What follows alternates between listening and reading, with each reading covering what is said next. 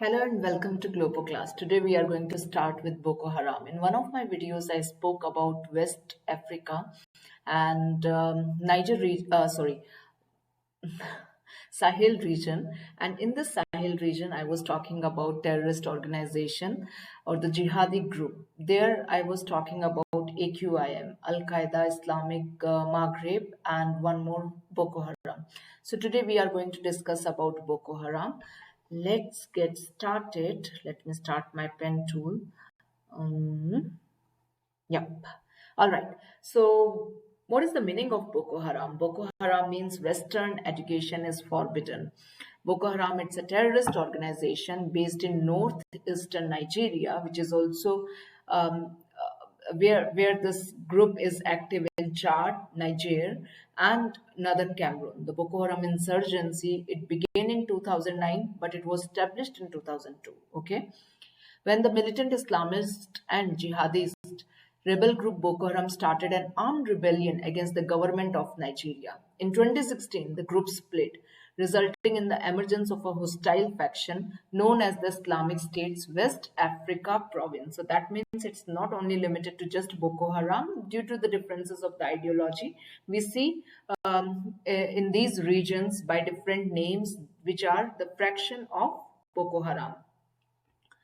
Boko Haram is an Islamic sect that believes northern politics has been seized by a group of corrupt false Muslims. It wants to wage a war against them and the Federal Republic of Nigeria generally to create a pure Islamic state ruled by Sharia law. So they do not believe in Nigerian government.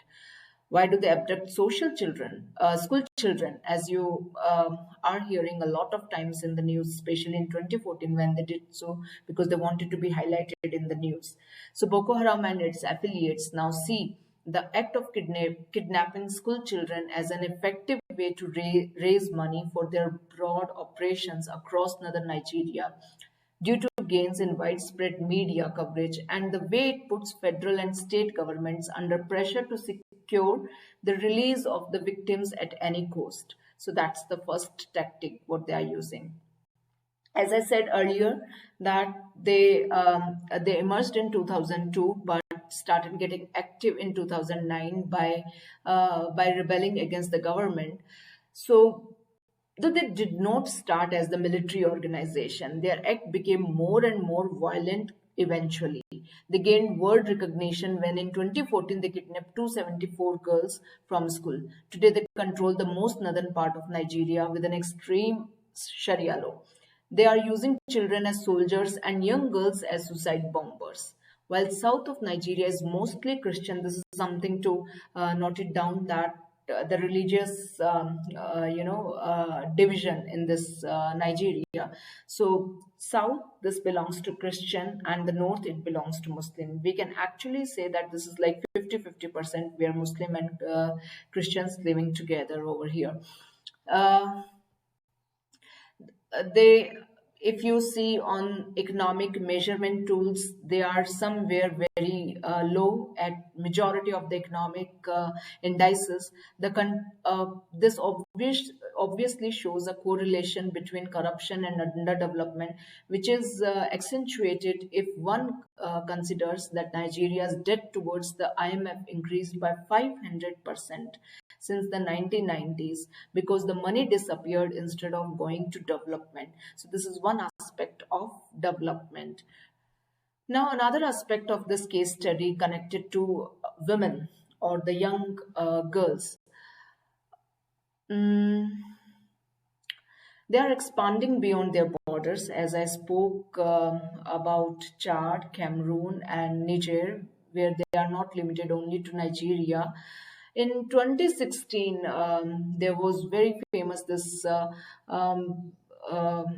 you know, a complete this war between in this region of Nigeria between Boko Haram and the government which was supported by African Union also.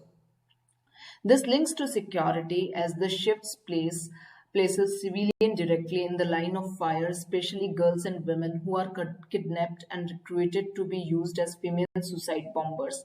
So, what it is talking about that the way they are using their tactics against the government to pressurize the government, and in these tactics, what I'm focusing um, in the case study of this Boko Haram, the employment of young girls.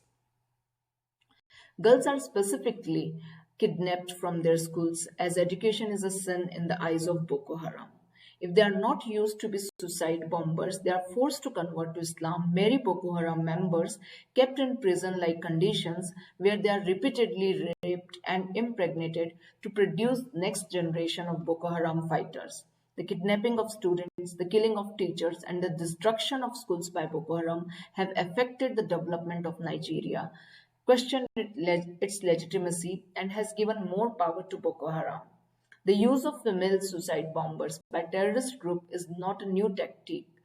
Since Hamas was the first group to use a female suicide bomber in 2004, since then Al Qaeda, Hezbollah, Palestinian Islamic Jihad, and the Tamil Tigers of Sri Lanka have all used women to carry out suicide attack at some point, but none have used young girls like Boko Haram. So this is about the case study of Boko Haram. You can link it to many concepts. It could be connected to development. It could be connected to human rights, especially in the context of women. It could be connected to challenging the sovereignty of the government. It could be even in terms of borders, global political challenge border, because it's not limited only to Nigeria, but it has overreached its border and affecting people of Chad, Cameroon, and Niger. So these are some of the concepts what I discussed under Boko Haram. Think what else you can think of under Boko Haram terrorist organization. Stay safe, stay tuned.